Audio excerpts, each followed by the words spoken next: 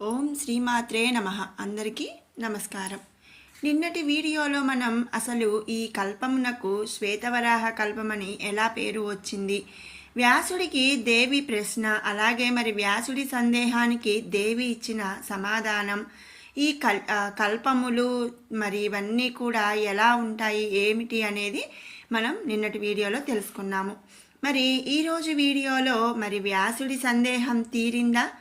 ఇక వ్యాసుడి సందేహం తీరకపోతే దేవి వ్యాసుల మధ్య ఏం జరిగింది, అసలు దేవి మరి ఆ శక్తి ఎవరు, ఈ సమస్త భూమండలాన్ని సమస్త సృష్టిని కూడా నడిపించేటువంటి ఆ శక్తి ఎవరు, ఆ శక్తి గురించి తల్లి వ్యాసుడితో చెప్పిందా అనే ఎన్నో విషయాలు మనం ఈ వీడియోలో అయితే తెలుసుకోబోతున్నాము. ఆఖరి వరకు కూడా స్కిప్ చేయకుండా చూడండి, ఎందుకంటే ఈ వీడియోలో ఆ తల్లే స్వయంగా చెప్పినటువంటి మణిద్వీప వర్ణన గురించి, అలాగే త్రిమూర్తులకు తల్లి చేసినటువంటి జ్ఞానోపదేశము, ఇవన్నీ కూడా మనం తెలుసుకోబోతున్నాము. ద్వితీయాధ్యాయము. మాసానాం నియమో నాత్ర దినానాం నియమోపి వా సదాసేవ్యం దేవీ భాగవతం నరైః. పురాణాల్లో పురాణరాజంగా పేర్కొనబడినటువంటి ఈ దేవీ భాగవతం అన్ని వేళల్లోనూ కూడా వినవచ్చు. దీనిని ఏ నెలలో వినాలి, ఏ రోజుల్లో వినాలి, ఏ సమయంలో వినాలి, వినడానికి అర్హులైన వారెవరు అనే నియమాలు ఏవీ కూడా లేవు. మరి తల్లికి బిడ్డలందరూ సమానమే కదండి. అలాగే మనం ఆ తల్లి యొక్క సృష్టిని, ఈ దేవి భాగవతాన్ని, ఆ తల్లి యొక్క మరి విశిష్టతను తెలుసుకోవటానికి ఏ నియమాలు కూడా లేవు. అలాగే ఎవరైనా సరే ఈ తల్లి యొక్క దేవి భాగవతం వినడానికి అర్హులే అన్నమాట. ఎవరైనా ఏ సమయంలో అయినా సరే వినవచ్చు అని చెబుతూ రెండవ రోజు పురాణ ప్రవచనాన్ని ప్రారంభించాడు సూత మహర్షి. సౌనకాది మునీశ్వరులందరూ భక్తి శ్రద్ధలతో దేవీ భాగవతం వినడానికి సంసిద్ధులయ్యారు. నిన్నటి రోజున మహా ఉత్కంఠభరిత స్థితిలో ప్రవచనాన్ని ఆపువేశాడు సూత మహర్షి. ఇప్పటి శ్వేతవరాహ కల్పంలోని 7వ మన్వంతరంలోని 28వ ద్వాపరయుగంలోని ఈ శ్రీకృష్ణ ద్వైపాయనుడు, ఈ వేదవ్యాసుడు, ఇప్పటి వరకు వచ్చిన వారిలో ఎన్నవ వ్యాసుడు, ఆ తర్వాత దేవి ఏం చెప్పింది, వ్యాసుడు ఏం చేశాడు, ఇలాంటి ఎన్నో ప్రశ్నలు మునీశ్వరుల మనసులను ఉక్కిరి బిక్కిరి చేస్తున్నాయి.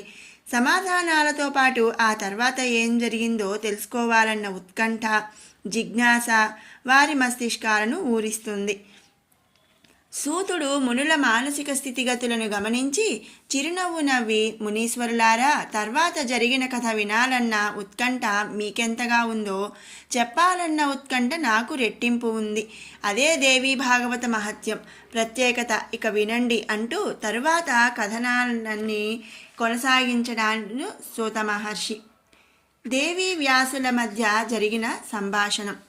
చెప్పు వ్యాస, నువ్వు ఎన్నో వ్యాసుడివి అంటూ దేవి ఫక్కున నవ్వింది. అంతవరకు ఉత్కంఠతతో వింటున్న వ్యాసుడు లిక్కిపడ్డాడు. జగన్మాత వైపు అయోమయంగా చూస్తూ, ఈ తనయుడితో పరాచికాలు ఆడుతున్నావా తల్లి, లేక నా అహంకారాన్ని దగ్ధం చేస్తున్నావా అని అడిగాడు వ్యాసుడు ఉదాసీనంగా. అంటే నువ్వెలా కావాలనుకుంటున్నావు వ్యాస అడిగింది అమ్మవారు చిరునవ్వు నవ్వుతూ. వ్యాసుడు చేతులు జోడించి, అమ్మా, నువ్వు సర్వజీవులకి అమ్మవి. లోకంలో పుట్టిన ఏ జీవికి అయినా అమ్మ అంటే నమ్మకం. తనని గర్భంలో ధరించి 9 మాసాలు మోసి భయంకరమైన పురిటి నొప్పులు బాధని పంటి బిగువున భరించి బిడ్డకి జన్మనిస్తుంది. ఏ అమ్మ అయినా సరే, అమ్మవారివైనా నువ్వేనా సరే, అందుకే అమ్మ అంటే నమ్మకం, అమ్మ అంటే శాశ్వతం, అంటే సర్వస్వం అమ్మ. అలాంటి అమ్మని, ఆ అమ్మ ఉనికిని ప్రశ్నించేంతటి నా మూర్ఖత్వాన్ని చూసి పరాచికాలు ఆడినట్లయితే, అమ్మ నన్ను క్షమించు, నాలోని మూఢత్వాన్ని తొలగించు, నాకు జ్ఞానభిక్ష పెట్టు అని ప్రార్థించాడు. అమ్మవారు మళ్ళీ ఫక్కున నవ్వి, ఒకటి ఒప్పుకున్నావు వ్యాస, రెండోది కూడా చెప్పు అని అడిగింది. వ్యాసుడి నేత్రాల్లో కన్నీళ్లు గిర్రున తిరిగాయి. అతడు మరింత వినయంగా శిరసు వంచి అంజలి ఘటించి, అమ్మా, నాకంటే ముందు ఎందరో వ్యాసులు జన్మించారని నువ్వే చెప్పావు. ఈ శ్వేతవరాహ కల్పంలో ఇప్పటి వరకు 6 మన్వంతరాలు జరిగాయి. ఒక్కొక్క మన్వంతరానికి 71 మంది వ్యాసుల చొప్పున 426 మంది వ్యాసులు జన్మించారు. వారందరూ వేద విభజన చేశారు, పురాణాలు రచించారు. ఎవరు చేసినా అదే వేద విభజన, ఎవరు రాసినా అవే అష్టాదశ పురాణాలు. ఆయా కాలాన్ని బట్టి కొన్ని మార్పులు ఉండవచ్చు, అంతే. అట్లే ఈ వైవస్వత మన్వంతరంలోనూ నాకన్నా ముందు 27 మంది వ్యాసులు జన్మించారు. నేను ఈ 28వ మహాయుగంలోని ద్వాపర యుగంలో జన్మించిన 28వ వ్యాసుడిని. ఈ వివరాలన్నీ పూర్వీకులు అంటే నాకంటే ముందు యుగాల్లో తరాల్లో పుట్టినవారు రచించిన ప్రాచీన పురాణాల్లో నుంచి, వేద సంహితల్లోంచి జ్ఞాన మార్గంలో దర్శించి నేను రచించిన అష్టాదశ పురాణాల్లో ప్రకటించాను తల్లి. నువ్వు వేదమాతవి, జ్ఞానమును ప్రసాదించే గాయత్రీ మాతవి, క్షరము కాని అక్షరములను నాకు అనుగ్రహించిన శారదామాతవి, సంధ్యవి సావిత్రివి నువ్వే. ఇన్ని విధాలుగా నువ్వు పెట్టిన అక్షర భిక్షతో ఇంత వాడినైన నేను, తల్లి ఇదంతా నాదే నేను రచించానని అహంకరించిన నా మూఢత్వాన్ని తొలగించు. నా అహంకారాన్ని దగ్ధం చేయి తల్లి. తనయుడి తప్పులు మన్నించు, నన్ను ఉద్ధరించు. నమో మాత నమో నమః, నమో దేవి నమో నమః అని ప్రార్థిస్తూ అమ్మవారి ముందు సాష్టాంగ నమస్కారం చేశాడు వ్యాసుడు. లే నాయనా లే అన్నది అమ్మవారు ఆశీర్వదిస్తూ. వ్యాసుడు లేచి మరోమారు నమస్కరించాడు. అహంకారమే అజ్ఞానం నాయన, అదే మాయ. ఎవరికి వారే స్వప్రయత్నంతో మాయని తొలగించుకొనే ప్రయత్నం చేయాలి. మాయ అనేది చంద్రుని వెన్నంటి ఉండే ప్రకాశం వంటిది. చంద్రుడిని వెన్నెలని వేరు చేసి చూడలేము. అట్లే మాయ కూడా సమస్త ప్రపంచాన్ని సర్వలోకాలని ఆవరించుకొని ఉండే మహాశక్తియే ఈ మాయ. మాయని శక్తిని వేరు చేసి ఉంచడం సాధ్యం కాదు. కళ్ళ ముందు కనిపిస్తున్న ప్రపంచం, లోకాలు, జీవులు, చరాచర ప్రాణులు, లోకాలోకాలు ఒకటనేమిటి? కంటికి కనిపించేదంతా ఆ శక్తిని అంటిపెట్టుకుని ఉన్న మాయ అశాశ్వతం. ఇది మాయామేయ ప్రపంచం, గణితాలకి గణాంకాలకి అతీతం. యుగాలు జగాలు అంతా మాయ. ఈ సత్యం ఎప్పటికప్పుడు గ్రహిస్తూనే మళ్ళీ మాయలో పడిపోతారు. ఈ మాయకి మూలం ఆ మహాశక్తి అని, ఆ ఆదిశక్తి అని చెబుతూ నమ్ముతూనే మళ్ళీ తమంతటి వారు లేరన్న అహంకారంతో మాయలో పడిపోతారు. మానవులే కాదు, దేవతలు, సృష్టి స్థితి లయకారకులైన ఆ త్రిమూర్తులు కూడా అని నవ్వి అమ్మవారు వ్యాసుడి వైపు వాత్సల్యంగా చూస్తూ, వ్యాస, ఆ మాయకి మూలమైన శక్తి గురించి చెబుతా విను అని చెప్పడం ప్రారంభించింది. ఓంకారమనగా ప్రణవము, ప్రణవము అనగా శక్తి. ఈ శక్తి లేనిదే ఈ బ్రహ్మాండంలోని ఏ చరాచర పదార్థము మనజాలదు. దేవుడైనా జీవుడైనా శక్తి సహాయం చేతనే తన ఉనికిని చాటుకోగలుగుతున్నాడు.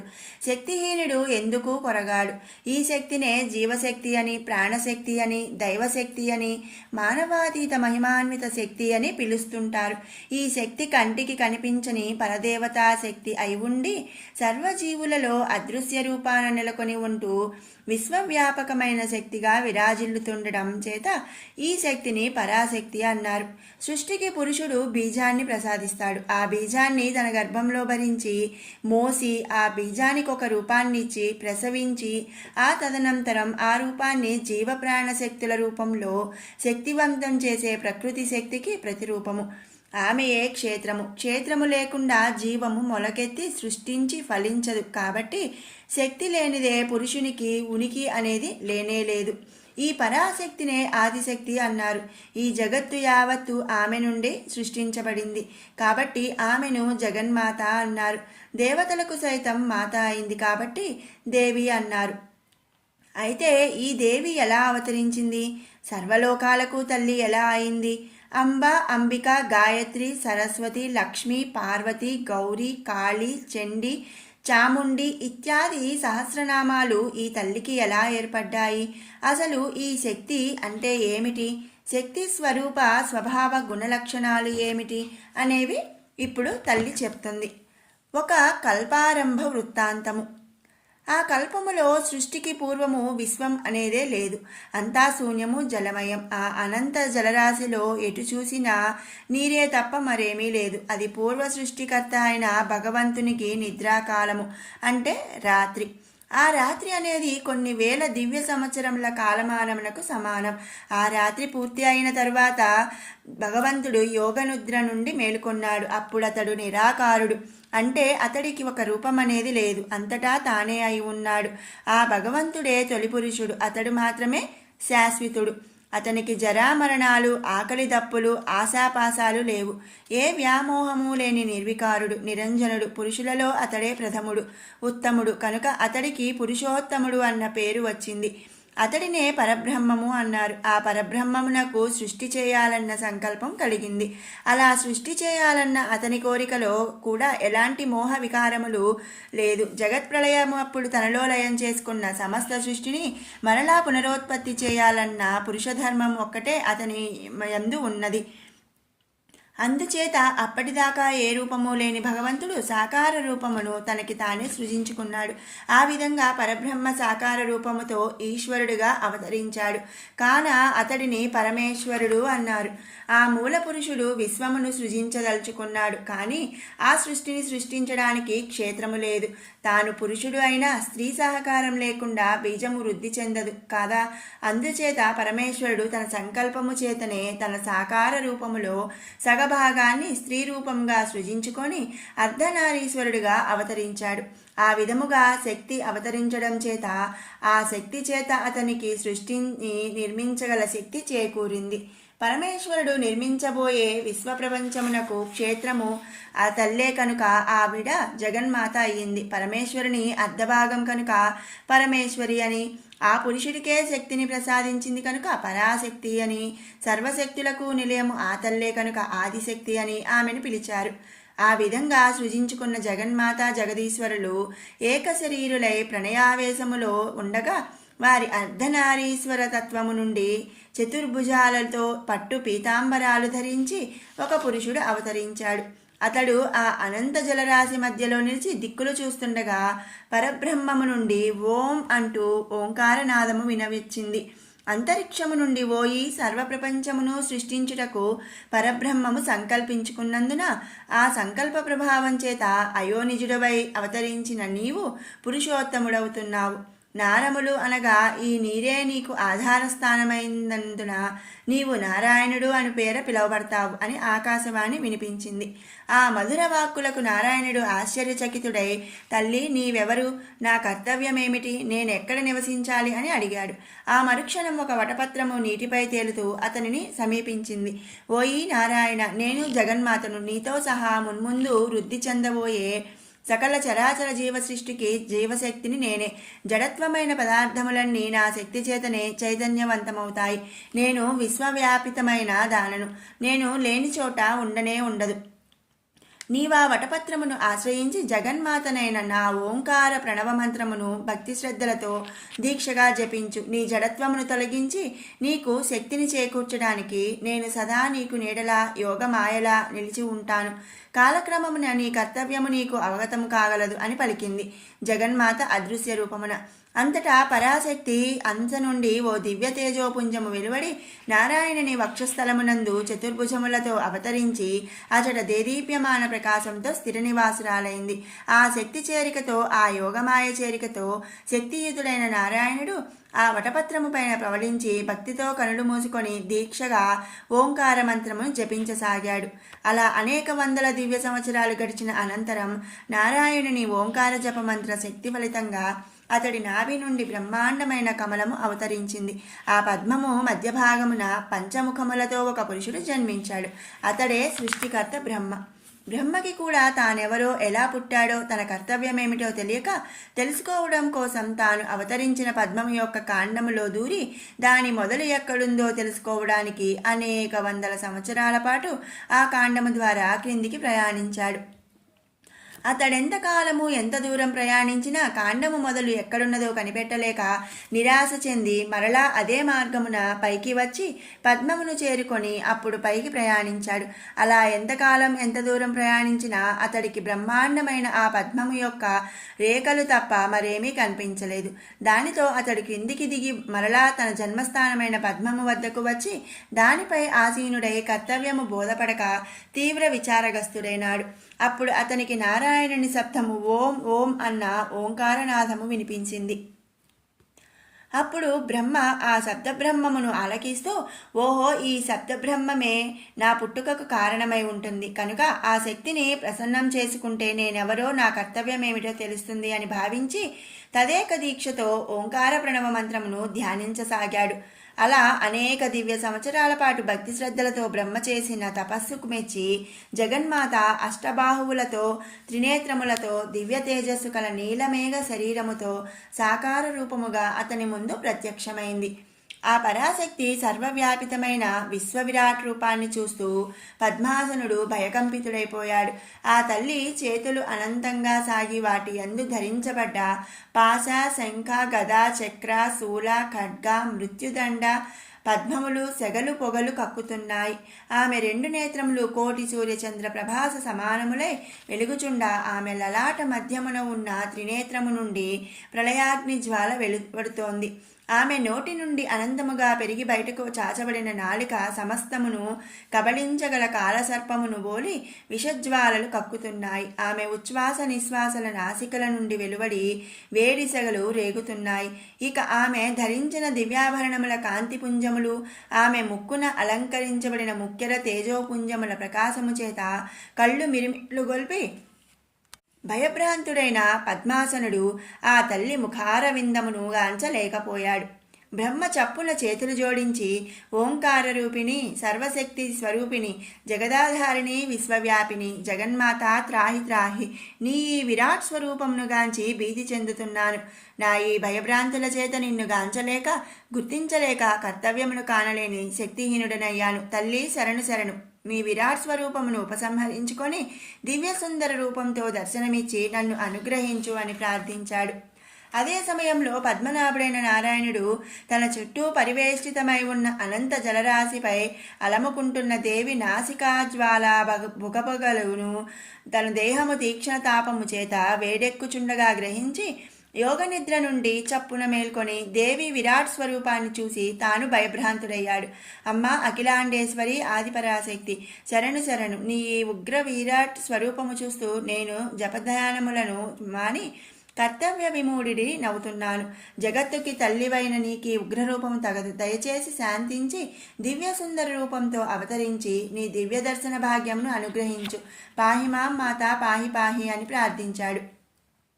నారాయణుడు ఆ ఇరువురి భక్తి ప్రపత్తులకి ప్రార్థనలకి సంతుష్టురాలైన పరాశక్తి తన విశ్వవ్యాప్త విరాట్ స్వరూపాన్ని ఉపసంహరించుకొని మరుక్షణమే చతుర్భుజాలతో దివ్య తేజో సుందర రూపముతో అవతరించింది. ఆమె సుందరిగా అభివర్ణిస్తూ స్తోత్రపాఠాలు వల్లించారు బ్రహ్మ విష్ణువులు. ఇప్పుడు దేవి చిరునవ్వులు చిందించి, నారాయణ, ఇతడు నీ నాభికమలము నుండి జన్మించిన వాడుగాన పద్మాసనుడని పంచముఖాలతో జన్మించాడు కాన పంచముఖుడని పిలువబడతాడు. ఈతని సహకారముతో నీవు జగత్తును పోషించి పాలించు, ఇదియే నీ కర్తవ్యము అని పలికింది.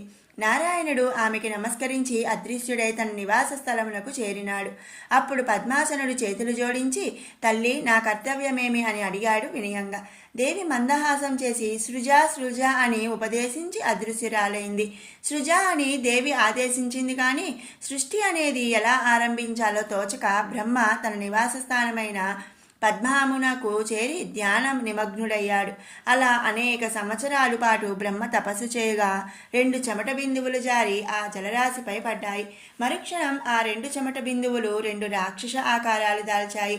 వారే మధుకైటబుల సంహారం. తన సంకల్పము చేతనే వారు జన్మించారని భావించి ఆనందం పట్టలేని బ్రహ్మ నా స్వేద బిందువుల నుండి ఉద్భవించిన కారణాన మీకు మధుకైటబులని నామకరణం చేస్తున్నాను. ఈ ఆనందంలో మీకు వరములు ఇవ్వదలిచాను. ఏ వరం కావాలో కోరుకోండి అన్నాడు. మధుకైటబులు ఎలాంటి వరం కోరుకోవాలా అని ఆలోచిస్తూ తలలు తిప్పి చుట్టూ చూశారు. అప్పటికింకా భువనాలు సృష్టించబడలేదు. అందుచేత ఎటు చూసినా నీరే తప్ప నేల అనేది లేనే లేదు. బ్రహ్మ తప్ప అక్కడ మరెవ్వరూ వాళ్ళకి కనిపించలేదు. కనుక బ్రహ్మను జయించగలిగితే వారే అధిపతులు సృష్టికర్తలు అయిపోవచ్చు కదా అన్న ఆశ పుట్టింది. కానీ తమని పుట్టించిన బ్రహ్మ శక్తి సామర్థ్యాలు ఎలాంటివో, ఆ బ్రహ్మ కాకుండా తమకి కనిపించని వాళ్ళు అలాంటి వాళ్ళు ఇంకా ఎంతమంది ఉన్నారో తెలియదు కదా. కనుక అందరినీ జయించగలగాలంటే తమకి నాశనం లేకుండా వరం కోరుకోవాలి, అది కూడా తెలివిగా కోరుకోవాలి. అందుకే దేవా, ఇక్కడ ఎటు చూసినా నీరు తప్ప నేల అనేది కనిపించడం లేదు. కనుక నీరు లేని చోట, నేల కాని నేల మీద మాకు మరణం సంభవించేటట్లుగా వరాన్ని అనుగ్రహించు అని అడిగారు మధుకైటభులు. తథాస్తు, మీరు కోరిన వరం ప్రసాదిస్తున్నాను, సుఖంగా బ్రతకండి పొండి అన్నాడు బ్రహ్మ ఆశీర్వదిస్తూ. పొండంటున్నావు, ఎక్కడికి పోతామయ్యా అంటూ కైటభుడు నవ్వి, ఈ అనంత జలరాశిలో ఎక్కడికి పోతాం, పోయి ఏం చేస్తాం, సుఖంగా ఎక్కడ ఎలా బ్రతుకుతాం. కనుక నీ వరం ఫలించి మేము సుఖంగా ఉండాలి అంటే నీ స్థానాన్ని ఖాళీ చేసి దాన్ని మాకు అప్పగించు అన్నాడు. నా స్థానాన్ని మీకు అప్పగించాలా అంటూ తెల్లబోయాడు బ్రహ్మ. వాళ్ల వైపు విస్మయంగా చూస్తూ, నేను సృష్టికర్తను, ఈ పద్మాసనం నా నివాస స్థానం, ఇది కాస్త మీకు ఇచ్చేస్తే నేను సృష్టి ఎలా చేయాలి అన్నాడు. ఈ మాత్రం సృష్టి మేము చేయగలం, అసలు ఇక నుంచి మేమే సృష్టికర్తలం, అనవసరంగా మాతో వాదులాడక నీ వరప్రభావం చేత ఈ నీళ్లలో మాకు చావు లేదు, రాదు, మమ్మల్నెవరూ చంపలేడు, జయించలేరు. కనుక నీ ప్రాణాలు కాపాడుకోవాలనుకుంటే మర్యాదగా నీ స్థానాన్ని మాకు అప్పగించు, లేదా అని నవ్వాడు మధు. నీకున్న 5 తలలు ఒక్క వేటుకు తెగనరికి మేమే నీ పద్మాసనాన్ని ఆక్రమించుకుంటామని హెచ్చరించాడు కైటభుడు. బ్రహ్మకి మతిపోయినట్లయింది. తాను సృష్టి చేశానన్న సంతోషంలో అనాలోచితంగా ఇచ్చిన వరం తన స్థానానికే ఎసరు పెట్టే పరిస్థితి కల్పించిందని ఆయనకు అర్థమైపోయింది. ఆ విపత్కర పరిస్థితి నుంచి, ఆ విపత్తు నుంచి ఎలా బయటపడాలో తోచక అయోమయంలో పడిపోయాడు బ్రహ్మ. ఏయ్ పద్మాసన, ఏమిటి ఆలోచిస్తున్నావు అంటూ కైటభుడు గుడ్లురుముతూ, నువ్వు మాలాగే పుట్టావు, కాకపోతే మాకంటే ముందు పుట్టావు, అంతకు మించి ఏమిటి నీ గొప్ప, ఆలోచనలు కట్టిపెట్టి నీ స్థానం మాకు అప్పగించు, లేదా మాతో యుద్ధం చేసి మమ్మల్ని జయించు అని హెచ్చరించాడు. మీతో నేను యుద్ధం చేయాలా, రెట్టించాడు బ్రహ్మ ఉక్రోషంతో. మధు తల పంకిస్తూ, ఆ యుద్ధం చేయాలి, ఆ యుద్ధంలో మమ్మల్ని సంహరించాలి, అప్పుడే నువ్వు మమ్మల్ని జయించినట్లు, లేదా నీ ఓటమిని ఒప్పుకొని నీ పద్మాసనం మాకు అప్పగించి ప్రాణాలు దక్కించుకో, ఏదో ఒకటి తొందరగా తేల్చు, మాతో యుద్ధం చేసి చస్తావా, నీ స్థానం మాకిచ్చి ప్రాణాలు కాపాడుకుంటావా అని గర్జించాడు. బ్రహ్మ చప్పున తేరుకొని, నాయన్లారా, మీతో తలపడటానికి యుద్ధం చేయడానికి నేనంతటి వాడిని, మనకంటే ముందు పుట్టినవాడు, మీతో సరిసమానమైన వాడు, నాకు తండ్రి అయిన నారాయణుడు ఉన్నాడు, వెళ్ళి ఆయన సలహా అడుగుదాం పదండి అన్నాడు సమయస్ఫూర్తితో. బ్రహ్మ కంటే ముందు పుట్టినవాడు మరొకడున్నాడా అని వినగానే, నారాయణ ఎక్కడుంటాడు అని అడిగాడు మధు అనుమానంగా. ఇక్కడే ఈ జలరాశిలోనే వటపత్రం మీద శయనించి ఉన్నాడు చెప్పాడు బ్రహ్మ. కైటభుడు క్షణం ఆలోచించాడు. నారాయణుడు తమకంటే ముందు పుట్టాడు కాబట్టి అతన్ని జయిస్తే ఇహ తమ ఆధిపత్యానికి తిరుగుండదు. అతడు నీళ్లలో పుట్టి నీళ్లలోనే నివసిస్తున్నాడు కనుక అతడు తమని జయించలేడు, వధించలేడు. తాము మాత్రం అతడిని జయించగలరు, అలాగే నిర్జించగలరు. బ్రహ్మ అలా వరం ఇచ్చాడు. సరే అంటూ కైటభుడు తలపంకించి, ఆ నారాయణుడితోనే అటో ఇటో తేల్చుకుందాం పద, అతను ఎక్కడుంటాడో చూపించు అన్నాడు. అప్పుడు బ్రహ్మ ఆ దానవులిద్దరితో కలిసి తన నివాసమైన మహాపద్మం యొక్క కాండములో జొరబడి దాని లోపల క్రిందికి ప్రయాణం చేసి చాలా కాలం తర్వాత పద్మనాభుని సన్నిధికి చేరుకున్నాడు. వాళ్ళని చూడగానే వేదాంగుడైన శ్రీమన్నారాయణుడు దివ్య దృష్టితో సర్వం గ్రహించాడు. బ్రహ్మ వాళ్ళకి ఇచ్చిన వరప్రభావం తెలిసి కూడా ఆ దైత్యులను నిరోధించకపోతే తనకీ ముప్పు తప్పదని గ్రహించి, సరే నేను మీతో యుద్ధం చేస్తాను, కానీ నా అంతట నేను ఓటమిని అంగీకరించేంత వరకు మీరు నాకు కానీ ఈ బ్రహ్మకు కానీ ప్రాణహాని తలపెట్టకూడదు అని చెప్పాడు. విష్ణువు తమతో యుద్ధం చేయడానికి భయపడుతున్నాడని, సరే యుద్ధం ప్రారంభించు అన్నారు మధుకైటభులు. శ్రీహరి తన కౌముదికమనే గదాయుధాన్ని స్మరించి ప్రత్యక్షం చేసుకుని దాన్ని ధరించి ఆ రాక్షసులనిద్దరిని చెరో దెబ్బ కొట్టాడు. ఒక్క దెబ్బకే కళ్ళు బహిర్లు కమ్మిన రాక్షసులు హాహాకారాలు చేస్తూ ఆగ్రహంతో తాము గదలతో విష్ణువు మీదకి లంఘించారు. వాళ్ళు గదాదండాలను ప్రయోగించకముందే విష్ణువు వాళ్ళని నిరోధిస్తూ, ఆగండి ఆగండి, మీరు మాట తప్పుతున్నారు. మీ గదాదండాలతో ఆ తీరును ప్రహరిస్తే నాకు ప్రాణహాని సంభవిస్తుంది. అప్పుడు మాట తప్పిన పాపానికి ఫలితంగా బ్రహ్మ మీకు ఇచ్చిన వరం నిష్ప్రయోజనమవుతుంది అని భయపెట్టాడు. దాంతో వాళ్ళు గదా ప్రహారం చేయలేకపోయారు. విష్ణువు మాత్రం తన గదాదండంతో వాళ్ళకి దెబ్బ మీద దెబ్బ తీస్తూ వాళ్ళు ప్రతిఘటించబోయిన ప్రతిసారి అలా భయపెడుతూ వచ్చాడు. ఇలా చాలా కాలం పాటు యుద్ధం జరిగింది. దైత్యులు అంతకాలం పాటు ఆ దెబ్బలన్నీ భరించి అలసటికి గురి అయ్యారే కానీ వాళ్ళ చావు మాత్రం కనుచూపు మేరలో ఎక్కడా కనిపించడం లేదు. ఇలా ఇంకెంతకాలం వాళ్ళు నిజాన్ని పసిగడితే అప్పుడు విష్ణువు వాళ్ళతో, మీరు నాతో విరోచితంగా పోరాడి చాలా అలసిపోయారు కనుక కాసేపు విశ్రాంతి తీసుకొని సేద తీరండి, ఈలోగా నేను దేవీ ప్రార్థన చేసుకుంటాను అని చెప్పాడు. తమకి అలసట తీర్చుకునే అవకాశాన్ని శత్రువే ఇచ్చాడని మురిసిపోతూ వాళ్ళు సరేనన్నారు. ఆ అవకాశాన్ని సద్వినియోగం చేసుకుంటూ శ్రీహరి మనసులోనే జగన్మాతను స్మరించుకొని, అమ్మ బ్రహ్మ అనాలోచితంగా ఇచ్చిన వరం వల్ల ఈ దైత్యులు కంటకులు అయ్యారు.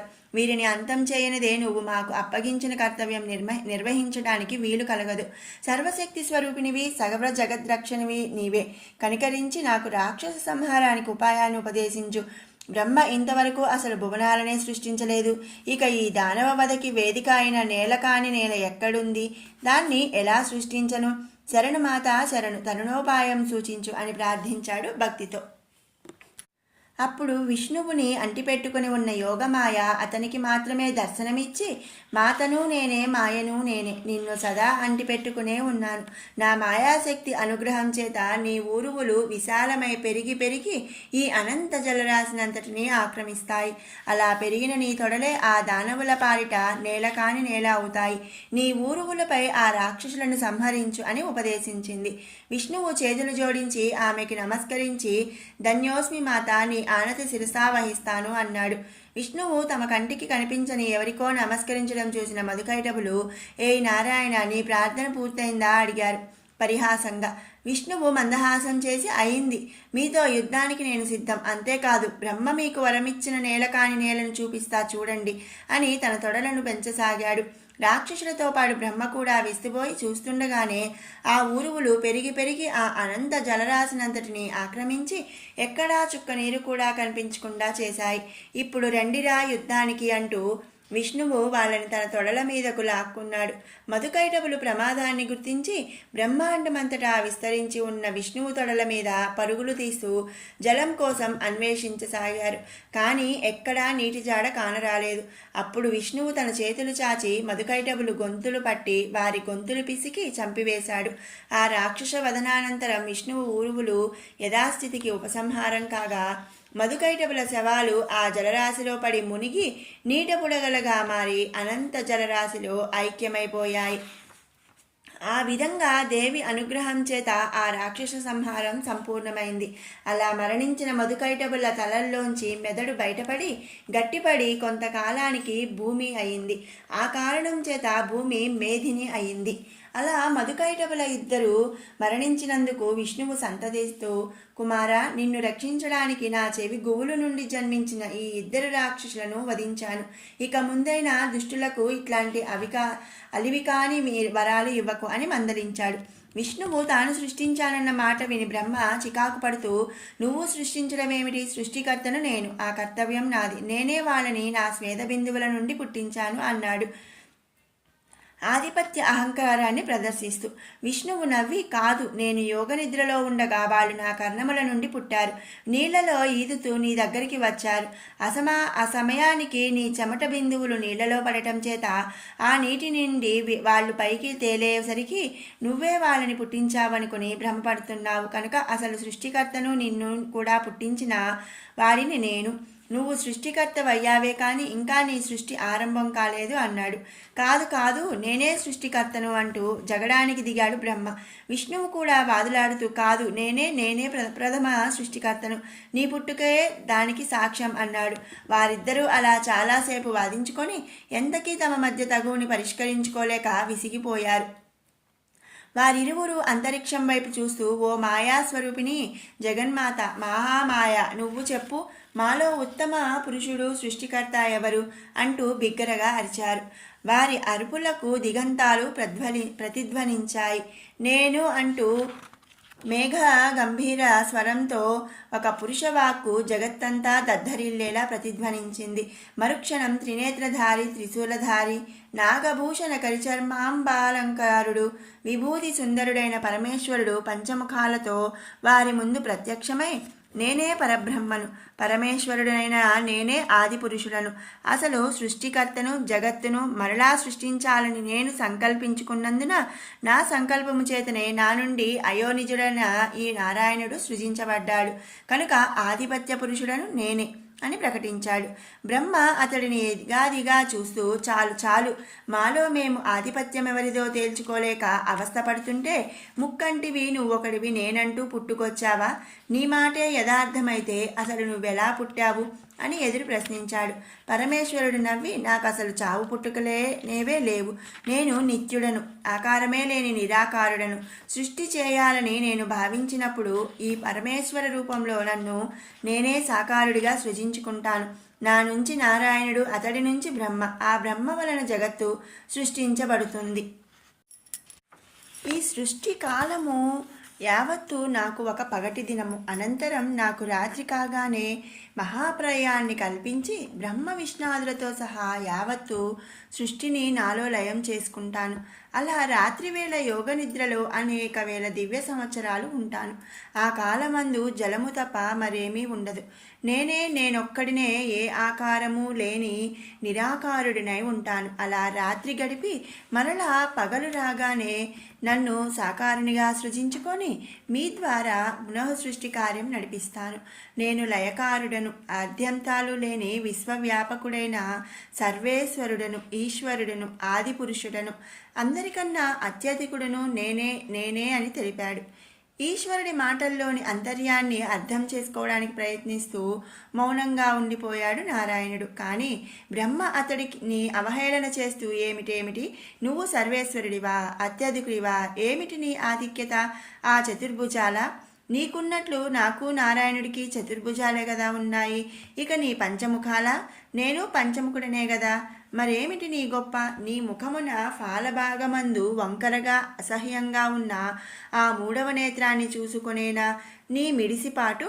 కరిచర్మాన్ని మొలకి చుట్టుకొని ఒళ్ళంతా బూడిద రాసుకొని విషం కక్కుతున్న సర్పాలను ఆభరణాలుగా ధరించి బికారి రూపుడువైన నీవు పట్టు పీతాంబర వస్త్రాలు ధరించి అమూల్య రత్నాభరణాలతో విలసిల్లుతున్న నాతో తోగగలవా? పరమేశ్వరుడివని నీకు నువ్వే పేరు పెట్టుకుని పరబ్రహ్మనైన నాతో వాదులాడతావా? అసలు నా ముందు నిల్చునే అర్హత నీకుందా అంటూ పరిహసించాడు. బ్రహ్మ మాటలకు ఈశ్వరుడు ఉగ్రుడయ్యాడు. అతడు ఆగ్రహావేశాలతో ఊగిపోతూ, ఓరి వాచాల, ప్రథమ పురుషుడను పరబ్రహ్మనైన నన్నే అవమానించి తూలనాడిన నీకు శిక్ష తప్పదు. నీ వాచాలత్వమునకు తగిన శాస్తి చేస్తానంటూ భైరవ అని గర్జించాడు ఈశ్వరుడు. మరుక్షణం కోటి మెరుపులొక్కసారి మెరిసినట్లు ఈశ్వరుని శరీరము నుండి ఉగ్రరూపుడైన కాలభైరవుడి చేత పరశువుతో అవతరించాడు. ఆ కాలభైరవ ఉగ్రరూపాన్ని చూస్తూ బ్రహ్మ విష్ణువులు భయంతో వణికిపోయారు. ఈశ్వర, దేవ, ఏమి నీ ఆజ్ఞ? భీకర స్వరంతో ప్రశ్నించాడు కాలభైరవుడు. ఈశ్వరుడు అతనికి బ్రహ్మని చూపుతూ, పరబ్రహ్మతత్వాన్నే అధిక్షేపించిన ఈ పంచముఖుడి 5 శిరస్సులను ఖండించు అని ఆజ్ఞాపించాడు. కాలభైరవుడు ఆవేశంతో ఊగిపోతూ సంహార అని గర్జిస్తూ కదలబోయాడు. బ్రహ్మకి ముంచుకొస్తున్న ముప్పును గుర్తించిన విష్ణువు చప్పున కల్పించుకుంటూ, పాహిమాం పరమేశ్వర, పాహి పాహి. బ్రహ్మ సృష్టి రహస్యం తెలియక వాచాదోషానికి పాల్పడినాడు. ఆగ్రహానుగ్రహ సమర్థుడవైన నీకు తొందరపాటు తగదు. సృష్టికర్తగా నియమితుడైన ఇతడి అపరాధమును క్షమించు. ఇతని ప్రథమ తప్పిదాన్ని మన్నించి ప్రాణభిక్ష పెట్టు అని వేడుకున్నాడు. బ్రహ్మ కూడా ప్రాణభీతితో దేవా పరమేశ్వర శరణు అంటూ చేతులు జోడించి ప్రార్థించాడు. ఈశ్వరుడు కొంత శాంతించి, సరే కానీ సృష్టికర్తగా నియమితుడైన వాడికి వాచాలత్వము తగదు. వాచారుడు సృష్టి కర్తవ్యమును సక్రమముగా నిర్వర్తించజాలడు కనుక ఈతని వాచాదోషమునకు దండన విధించక తప్పదు అని స్పష్టం చేసి కాలభైరవ, పరమేశ్వరునితో సమానముగా తనకి పంచముఖములున్నవని మిడిసిబడిన ఈతని శిరస్సులలో ఒక్కదానిని ఖండించి ఈతనిని చతుర్ముఖుని చెయ్యి, ఇదే ఇతనికి తగిన శిక్ష అని ఆదేశించాడు. ఆజ్ఞ ప్రభు అంటూ కాలభైరవుడు బ్రహ్మని వడిసిపెట్టి తన చేతి చిటికెన వేలి గోటితో బ్రహ్మ శిరస్సులలో ఒకదాన్ని పుట్టుక్కున తెంచి విసిరిపారేశాడు. అలా తెగి విసిరిపడిన బ్రహ్మ 5వ శిరస్సు పడిన చోటు ఆనాటి నుంచి బ్రహ్మకపాలమను పేర ప్రసిద్ధమైంది. ఆనాటి నుంచి బ్రహ్మదేవుడు చతుర్ముఖుడయ్యాడు. అనంతరం కాలభైరవుడు శివుని అనుజ్ఞ పొంది కాశీక్షేత్రమునకు క్షేత్రపాలకుడిగా నియమితుడై వెళ్ళిపోయాడు. చతుర్ముఖుడైన బ్రహ్మకి దుఃఖము ఆగలేదు. అతడు దీనంగా విలపిస్తూ, సృష్టికర్తగా నియమితుడైన నాకెందుకు ఇలాంటి పరాభవం జరిగింది? నేనేం పాపం చేశాను? మదకైటబులను తాను సృష్టించానన్నాడు నారాయణుడు. కాదు, అసలు సృష్టికర్తను తానే అంటున్నాడు ఈశ్వరుడు. ఈ ఇద్దరూ సృష్టికర్తలైతే మరి నేనెవరిని? నా కర్తవ్యం ఏమిటి? అసలు మా త్రిమూర్తులని సృష్టించిందెవరు? ఆ శక్తి ఎందుకు మారు పలకటం లేదు అని వాపోయాడు. మరుక్షణం అంతరిక్షం నుండి చతుర్ముఖ, నీ దుఃఖాన్ని నివారించి నీ సందేహాన్ని తీర్చగలిగినది ఆదిపరాశక్తి మాత్రమే. త్రిమూర్తులైన మీ ముగ్గురు ఆ దేవి సంకల్ప శక్తి చేతనే సృజించబడ్డారు. క్షేత్రము లేని బీజము నిష్ప్రయోజనం, అది మొలకెత్తదు. ప్రకృతి స్వరూపం లేకుండా పురుషత్వం నిరుపయోగం. గర్భధారణ చేసే అధికారం, అర్హత స్త్రీతత్వానిమైన ప్రకృతికి మాత్రమే ఉంది. ఆ ప్రకృతి మూలస్వరూపిణియే ఆదిశక్తి జగన్మాత. ఆ దేవియే విశ్వరూపిణి. ఆ మహాశక్తిని, ఆ దేవిని సందర్శించి మీ కర్తవ్యాలను తెలుసుకోండి అన్న ఆకాశవాణి పలుకులు ప్రతిధ్వనించాయి. బ్రహ్మ చతుర్ముఖాలతో 4 దిక్కులు పరికిస్తూ, ఎక్కడ ఉంది ఆ జగన్మాత? ఆ దేవిని దర్శించే మార్గం ఏమిటి అని ప్రశ్నించాడు. మరుక్షణం అంతరిక్షము నుండి ఒక దివ్య విమానం తేజోప్రభలు విరజిమ్ముతూ క్రిందికి వచ్చి ఆగింది. వారు ముగ్గురు అమితాశ్చర్యంతో ఆ దివ్య విమానాన్ని చూస్తుండగా, త్రిమూర్తులారా, ఈ దివ్య విమానం మిమ్మల్ని దేవి సన్నిధానానికి తీసుకువెళ్తుంది, ఆసీనులు కండి అని పలికింది. అందులో ఉన్న దేవి త్రిమూర్తులు సంతోషంతో దివ్య విమానములో ఆసీనులయ్యారు. మరుక్షణం ఆ విమానం అంతరిక్షం వైపు బయలుదేరింది. దేవీతత్వ నిరూపణము. ఆ దివ్య విమానం అమిత వేగంతో అంతరిక్షము వైపు దూసుకుపోసాగింది. దానిలో కూర్చుని ఉన్న త్రిమూర్తులకు అంతా అగమ్యగోచరంగా ఉంది. ఆ విమానం తమని ఎక్కడికి తీసుకువెళ్తున్నదో వారికేమాత్రం అర్థం కావడం లేదు. క్రమంగా క్రిందనున్న అనంత జలరాశి కనిపించనంత దూరం ప్రయాణించాక వారికి అంతరిక్షమునందు సువర్ణమణిమయ కాంతులు వెదజల్లుతూ విరాజిల్లుతున్న ఓ దివ్య నగరం గోచరించింది. ఆ మహానగరము మేఘమండలముల మధ్య ఎట్టి ఆధారము లేక స్థిరముగా నిలిచి ఉంది. ఆ నగరమునందు అనేక దివ్య భవనములు ఉన్నాయి. ఆ భవనములందు దివ్య వస్త్ర ఆభరణములు ధరించి అమితానందముతో సంచరిస్తున్న స్త్రీ పురుషులు అనేక మంది కనిపించసాగారు. వారి ముఖాలలో ఆనందానుభూతులు గోచరిస్తున్నాయి. ఆ నగరపు మధ్య భాగాన ఒక అద్భుతమైన సభామండపము గోచరించింది. ఆ సభామండపమునందు అగ్రాసనాధిపతి అయిన పురుషుడి చేత వజ్రాయుధమున్నది. అతడి సముఖమున అప్సరలసల వంటి స్త్రీలు నృత్యగానాదులతో సభికులను అలరింపజేస్తున్నారు. ఆ సభా ప్రాంగణమునందు దివ్య తేజస్సుతో వెలిగిపోతున్న మహర్షులు ఒకవైపు, దివ్య వస్త్ర ఆభరణ కిరీటాది అలంకరణలతో శోభిల్లుతున్న దిక్పాలకుల వంటి పురుషులు ఒకవైపు ఆసీనులై ఆ సభకి శోభను చేకూర్చసాగారు. అది ఏ ఇంద్రసభ.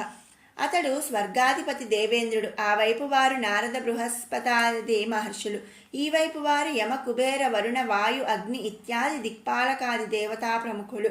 వారిని తమ నృత్య గానాదులతో ఆనంద పరవశులను చేయుచున్న ఆ అప్సరస సాంగనలు ఊర్వశి, మేనక, రంభ, తిలోత్తములు. వీరికే దేవకాంతలని పేరు. అదిగో నగరం వెలుపల అనేక దివ్య పుష్ప ఫలభరిత వృక్షములతో సుగంధ పరిమళ భరితముగా కనిపించుచున్నదే, అదే సుందర నందనోద్యానవనము. అవి దివ్య పారిజాత పుష్ప వృక్షములు. వాటి మధ్య వింత శోభలతో అలరారుతున్నదే, అది కల్పవృక్షము. దాని నీడలో శయనించి ఉన్న ఆ తెల్లని ఆవు కామధేనువు. అదిగో ఆ తెల్లని మదగజేంద్రము పేరు ఐరావతము. ఆ నందనోద్యానములో ఆడుతూ పాడుతూ ఆనందంతో స్వేచ్ఛగా విహరిస్తున్న వారందరూ కూడా గంధర్వులు. ఈ మహానగర విలసితమైన ఈ దివ్యలోకమునకు స్వర్గలోకమని పేరు అంటూ వర్ణించి వివరించి చెప్పింది ఆ దేవి. త్రిమూర్తులు అమితాశ్చర్యంతో స్వర్గలోక వైభవాన్ని తిలకిస్తూ ముగ్ధులవుతుండగా దివ్య విమానం అక్కడ ఆగకుండా ముందుకు ప్రయాణించసాగింది. త్రిమూర్తులు విస్మయానికి అంతులేదు. సృష్టి స్థితి లయకారకులైన తమకి తెలియకుండా, తమ ప్రమేయం లేకుండా స్వర్గలోకాన్ని ఎవరు సృష్టించారు? విమానం అలా ప్రయత్నిస్తుండగా మేఘములే ఆలంబనగా మరో దివ్యలోకము గోచరించింది. ఆ లోకమునందలి భవన మధ్య భాగమునందు దివ్య శోభలతో అలరారుతున్న ఒక మహాపద్మము కనిపించింది. ఆ మహాపద్మము యొక్క రేకుల చుట్టూ గోమాతలు గోవత్సములతో స్వేచ్ఛగా సంచరిస్తున్నాయి.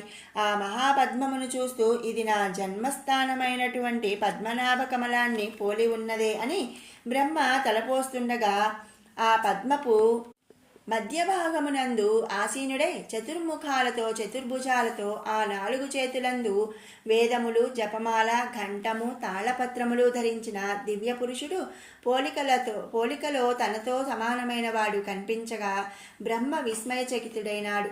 అతడి సరసన మరొక కమలమునందు ఆసీనురాలై ధవళ వస్త్రధారిణి అయి వీణాపాణి అయి దరహాస చంద్రికలతో శోభిల్లుతున్న స్త్రీమూర్తి అర్ధనిమీలిత నేత్రములతో తన్మయత్వానందాన్ని అనుభవిస్తూ మృదుమధురంగా వీణానాదం చేస్తుంది. ఇదియే సత్యలోకము. ఆ చతుర్ముఖుడే సృష్టికర్త బ్రహ్మ. అతడి సరసన ఉన్న స్త్రీ స్వరూపమే విద్యా వినయ జ్ఞాన ప్రదాయిని వాణి సరస్వతి. ఈ సత్యలోకము చుట్టూ గోవత్సములతో విరాజిల్లుతున్నదే గోలోకము అని వివరించింది విమానంలో ఉన్న దేవి. బ్రహ్మకి మతిగతి తప్పినట్లయింది. తాను సృష్టికర్త అయిన బ్రహ్మగా నియమించబడినాడు కదా. మరి ఈ సత్యలోకము ఇందున్న బ్రహ్మ వాణి సరస్వతులు ఎవరు? బ్రహ్మ సందిగ్ధము నుండి తేరుకొనక ముందే విమానం ముందుకు సాగింది. విష్ణు మహేశ్వరులని కూడా విస్మయము ఆవరించింది. ఆ విధంగా ప్రయాణిస్తూ మేఘమండలాన్ని దాటి విమానం ముందుకు సాగుతుండగా ధవళకాంతులు విరజిమ్ముతూ తలతల మెరుపు లీనుతూ వెండి కొండలతో అలరారుతున్న దివ్య పర్వత ప్రాంతము కనిపించింది. ఆ రజత పర్వత మధ్యభాగమున వెలసిన దివ్యమణి మండపమునందు త్రిశూలధారి త్రినేత్ర శోభితుడు పన్నగాలంకార భూషితుడు కరిచర్మాంబరధారి విభూది భూషిత రుద్రాక్ష మాలాలంకృతుడైన దివ్య పురుషుడు ఆసీనుడై అర్ధనిమీలిత నేత్ర తపోధ్యాన నిమగ్నుడై ఉన్నాడు. అతడిని గాంచిన పరమేశ్వరుడు ఆహా ఏమి ఈ విచిత్రం, ఈతడెవరో గాని నాకు ప్రతిరూపం వలె భాషించుచున్నాడే అని భ్రాంతి చెందాడు. అతడే ఈశ్వరుడు. అతడి శరీర వామభాగమున అర్ధనారీసమున ఆక్రమించి ఉన్న ఆ దేవేరి అతని అర్ధాంగి పరమేశ్వరి, ఆవిడే పార్వతి. వారికి కుడివైపున గజముఖముతో శోభిల్లుతున్నవాడు వారి పుత్రుడు గజాననుడు. ప్రథమ గణములకు అతడే అధిపతి.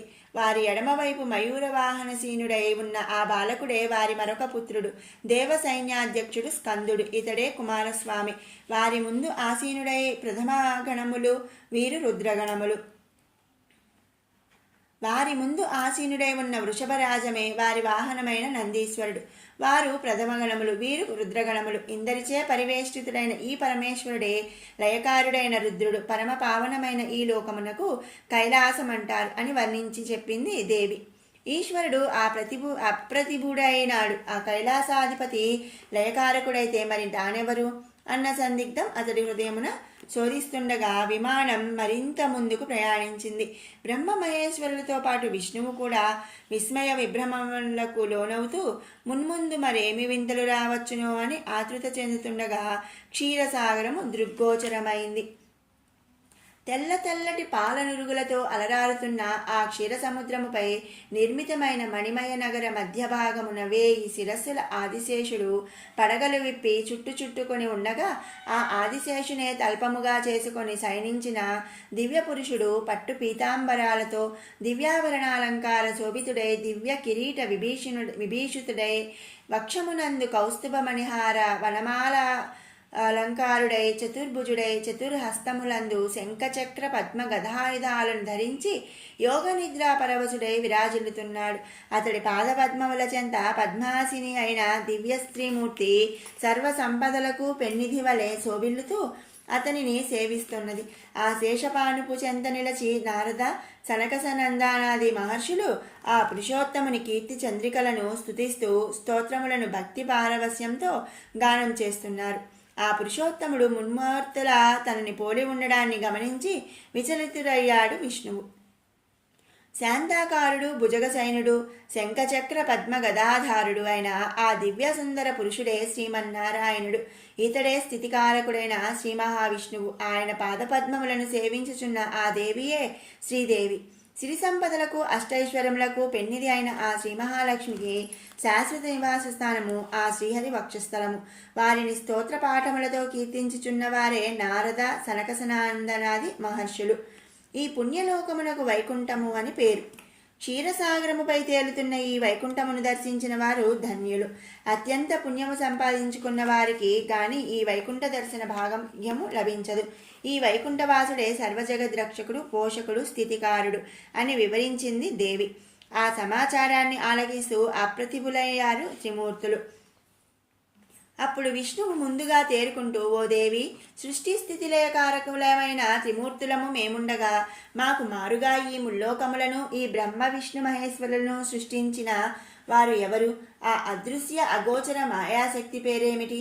ఆ శక్తి నివాసం ఎక్కడ అని ప్రశ్నించాడు ఆతృతతో. ఆ మాయాశక్తియే ఆదిశక్తి. ఆ ఆదిశక్తియే మీరు చూసిన లోకములకన్నింటికీ సృష్టికర్త. ఆవిడే జగన్మాత, ఆవిడే జగదీశ్వరి. ఆ తల్లి మాయా ప్రభావము చేతనే మధుకైటబులను మీరు సృష్టించినట్లు, వారిని సంహరించినట్లు భావించి భ్రమ చెందినారు. ఆమె తనకి అర్ధ శరీరమైనందున తానే లయకారకుడనని ఈ ఈశ్వరుడు భావించాడు. కానీ ఆ శక్తి సహాయము లేనిదే, ఆ శక్తి మాయారూపమును మీ యందు వసించనిదే మీ కార్యక్రమములు, కర్తవ్యములు నెరవేర్చుట మీకు సాధ్యమా? ఆ చైతన్య శక్తి సహాయ సహకారములు లేనిదే ఈ జగత్తున ఎవరికీ ఏది సాధ్యము కాదు. అట్టి మహిమాన్విత విశ్వశక్తి స్వరూపిణి అయిన ఆ దేవి నివాసమైన మణిపురమును, ఆ పురమునకు ఆవాసమైన మణిద్వీపమును ఇక మీరు దర్శించబోతున్నారు అని తెలిపింది ఆ దేవి. మణిద్వీప వర్ణన. త్రిమూర్తులు అత్యంత ఉత్సుకతతో మణిద్వీపమును దర్శించడానికి ఎదురుతెన్నులు చూస్తుండగా ఆ దివ్య విమానం క్షీరసాగరం మీదుగా అంతరిక్ష ప్రయాణం చేస్తూ ముందుకు సాగింది. అలా మరికొంత ప్రయాణం తర్వాత వారికి సముద్ర మధ్యమున ఒక సుందర ద్వీపం గోచరించసాగింది. దూరాన్నించి చూస్తూ ఆ ద్వీపమునందలి పారిజాత మందార పుష్పవనాల నుండి వచ్చే దివ్య సుగంధ భరిత సువాసనలను ఆఘ్రాణితగ్నిస్తూ త్రిమూర్తులు ఉత్తేజభరితులయ్యారు. ఆ ద్వీపమును సమీపిస్తున్న కొద్దీ దాని చుట్టూ పరవళ్లు తొక్కుతున్న సుధా సముద్రపు సొబగులు, భ్రమరముల జుంకార ధ్వనులు మధుర సంగీత నాదముల వలె మైమరిపిస్తుండగా ఆ సముద్రానికి అడ్డుకట్ట వేసినట్లు ఆ ద్వీపము చుట్టూ నలుచదురస్రాకారముగా ఒక ఎత్తున లోహ ప్రాకారము కానవచ్చింది. దివ్య విమానం సముద్ర తీరము నుండి ఆ ప్రాకారము దాకా ఉన్న చెట్ల తోపులతో దాటి ఆ ప్రాకారమును సమీపించింది. అక్కడి నుంచి త్రిమూర్తులు ముందుకు ప్రయాణిస్తుంటే దేవి ఆ మణిద్వీపపు విశేషాలను వివరించసాగింది. ఇదే ఆ జగన్మాత నివసించుచుండెడి మణిద్వీపము. దీనికి సర్వలోకము అని పేరు. సృష్టికి ముందు పరమేశ్వరి తన నివాసము కొరకు సృష్టించుకున్న దివ్యలోకం ఇది. జగత్తులోని 14 లోకాలలో ఏదీ దేనికి సాటి రాదు. ఆ లోకాలన్నిటికీ దీనికి సాటి రాదు. ఆ లోకాలన్నిటికీ ఛత్రము వంటిది కాబట్టి దీనికి సర్వలోకమని పేరు వచ్చింది. తీర ప్రాంతమునందున్న తోపులలోని ఆ వృక్షాలన్నీ రత్నాలమయాలు. ఆ లోహ ప్రాకారం విస్తీర్ణం 7 ఆమడలు. ఈ ప్రాకారానికి నలువైపులా ఉన్న 4 ద్వారాల వద్ద వివిధ శస్త్రాస్త్రాలు ధరించి కాపలా కాస్తున్న లక్షలాది మంది భటులు, వాటికి ద్వారపాలకులు. జగన్మాతను సందర్శించడానికి వచ్చే దేవతలు, దిక్పాలకులు వారి వాహనాలతో ఇక్కడ ఆగి లోనికి ప్రవేశించడానికి అమ్మ అనుమతి కోసం నిరీక్షిస్తుంటారు. వారి వాహన ధ్వనులతో ఈ ప్రాంతం మార్మోగుతూ ఉంటుంది. అదిగో లోహ ప్రాకార ద్వారం తెరుచుకుంటోంది. మీకు అనుమతి లభించింది, లోపలికి పదండి. త్రిమూర్తుల విమానం ఆ ద్వారాన్ని దాటి లోపలికి ప్రవేశించింది. వారికి కొంత దూరంలో కంచుతో నిర్మితమైన మరో అద్భుత ప్రాకారం గోచరించింది. వారు ఆ ప్రాకారాన్ని దాటుతూ ఇది మొదటి ప్రాకారం కన్నా శతాధిక దివ్య తేజస్సుతో ప్రకాశిస్తోంది అనుకున్నారు. ఆ ప్రాకారం లోపలి వైపున అద్భుతమైన పూతోటలు, నందనవనమును తలదన్నే సుందరవనాలు ఉన్నాయి. అక్కడ కోయిలల కుహూ కుహూ కూతల రాగరంజితంగా ఉన్నాయి. లేళ్లు గుంపులు గుంపులుగా సంచరిస్తున్నాయి. దివ్య ఫల రసాలు ధారాలుగా కార్చే పండ్ల వృక్షాలు అనేకము ఉన్నాయి. ఆ దృశ్యాలను నయన మనోహరంగా వీక్షిస్తూ ముందుకు సాగిన వారికి మరో రాగి ప్రాకారం కనిపించింది. ఆ రాగి ప్రాకారపు విస్తీర్ణము 7 ఉంటుంది. దీని యందు సుగంధమును వెదజల్లు కల్పవృక్షాలు అనేకము ఉన్నాయి. ఆ వృక్షముల పుష్పములు బంగారు కాంతులీనుతున్నాయి. వీటి ఫలాలు రతనాల బీజాలు కలిగి సర్వకాలములలో నవలాడుతూ ఉంటాయి. ఆ తోట మధ్యనున్న పుష్ప సింహాసనముపై కూర్చుని ఉన్న సుందరాంగుడు వసంతుడు. అతడికి కుడివైపు ఉన్న మగువ మధుశ్రీ, వామభాగమున ఉన్న అతివ మాధవశ్రీ. ఆ ముగ్గురు ఈ సుందర వనరక్షకులు. గంధర్వులు తమ కాంతామణులతో ఈ వనమున విహరిస్తూ విలాసముగా సంచరిస్తూ ఉంటారు. రాగి ప్రాకారమునకు అవతల కనిపిస్తున్నది సీస ప్రాకారం. ఇది విస్తీర్ణములో ముందు వాటితో సమానం. ఇక్కడే సంతాన వృక్ష వాటిక ఉంది. దీనికి పాలకుడు గ్రీష్మ ఋతురాజు. ఈతనికి సుఖశ్రీ శుచిశ్రీ అను ఇంతులున్నారు. ఈ వాటికలో దివ్య పురుషులు తమ కాంతలతో విహరిస్తూ ఉంటారు. అదిగో అదే ఇత్తడి ప్రాకారము. విస్తీర్ణములో ఇది కూడా మిగతా ప్రాకారాలతో సరిసమానము. సీస ప్రాకారానికి దీనికి మధ్యనున్నదే అదే హరిచందన వనము. దీని పాలకుడు వర్ష ఋతురాజు. ఇతడికి సభశ్రీ తదితర 12 మంది కాంతలు ఉన్నారు. ఇచ్చటి నేల గరుడ పచ్చలు పొదిగిన తివాచీ పరిచినట్లు పచ్చదనం ఉట్టిపడుతుంటుంది. దేవతలు తమ కాంతులతో ఇక్కడ కొంతకాలం సేదదీరి అనంతరం దేవీ దర్శనానికి వెళుతూ ఉంటారు. ఇత్తడి ప్రాకారమునకు ఆవల కనిపిస్తున్నదే అదే పంచలోహ ప్రాకారము. దాని లోపల ఉన్న మందార వనమునకు అధిపతి శరదృతువు. ఇతను తన భార్య అయిన ఇష్టలక్ష్మి ఊర్జలక్ష్మిలతో ఇక్కడ నివసిస్తుంటాడు. ఈ దేవమందార వనమును దర్శించిన వారికి దివ్యానందానుభూతి లభిస్తుంది. అదిగో ఆ కనిపిస్తోంది రజత ప్రాకారము. వెండి వెన్నెలలు విరజిమ్ముతున్న ఆ రజత ప్రాకారము లోపల నుండి దివ్య సుగంధ పరిమళాలు వెదజల్లుతున్నదే పారిజాత వనము. ఆ పారిజాత పుష్పముల సువాసనలు 10 యోజనముల విస్తీర్ణముల వరకు గుబాళిస్తుంటాయి. దీనికి అధిపతి అయిన హేమంతుడు తన భార్యలు సహస్రీ సహస్యశ్రీలతో నివసిస్తూ ఉంటాడు. రజిత ప్రాకారమునకు అసలు ఆవల కళ్ళు మిరిమిట్లు గొలుపునట్లు పసిమి రంగుతో శోభిస్తున్నదే అదే సువర్ణ ప్రాకారము. దీని పాలకుడు శశిర ఋతువు. ఇతడి భార్యలు తపశ్రీ తపస్యశ్రీ. ఇక్కడ సిద్ధులు కుటుంబ సమేతంగా నివసిస్తూ ఉంటారు. ఆ కనిపిస్తున్నదే పుష్యరాగ నిర్మిత ప్రాకారం. దాని నేల అందున్న మందిరములు మండపములు సర్వము పుష్యరాగములతో నిర్మించబడ్డాయి. ఈ ప్రాకారమునకు గల 8 దిక్కులు అష్టదిక్పాలకులనబడు ఇంద్రాదులు నివసిస్తూ ఉంటారు. ఈ పుష్యరాగ ప్రాకారము పైన కనిపిస్తున్నది పద్మరాగ ప్రాకారము. ఇక్కడి మండపాలు గోపురాలు నేల వస్తు సముదాయము యావత్తు పద్మరాగ మణిమయ కాంతులతో శోభిస్తూ ఉంటుంది. ఇక్కడ పింగళాక్షి తదితర 64 కళలు శక్తి స్వరూపిణిలై కావలి కాస్తూ ఉంటాయి. ఒక్కొక్క శక్తి ఒక్కొక్క లక్ష స్త్రీ సైన్యము కలిగి ఉంటుంది. ఈ శక్తుల నేత్రాల నుండి అగ్నికణాలు రాలుతూ ఉంటాయి.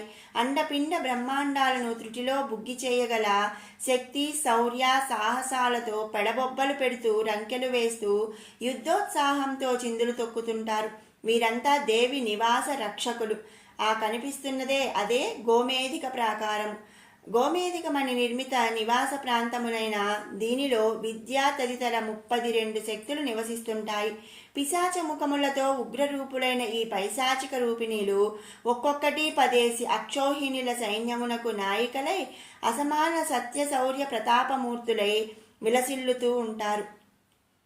గోమేధిక ప్రాకారానికి ఆవల దగద్దగలతో ప్రకాశిస్తున్నదే అది వజ్ర ప్రాకారము. ఆ ప్రాంతము యావత్తు వజ్రమయము. ఇక్కడ దేవి పరిచారకులైన అనంగరూప తదితరులు నివసిస్తూ ఉంటారు. వీరికి ఒక్కొక్కరికి ఒక్కొక్క లక్ష పరిచారిణులు సదా విధేయులై పరిచారిక సేవలు నరిస్తూ ఉంటారు. వజ్ర ప్రాకారము పైన ఉన్నది వైఢూర్య ప్రాకారము. ఈ ప్రాంతమునందలి సమస్త మందిరములు వైఢూర్యములతో విరాజిల్లుతూ ఉంటాయి.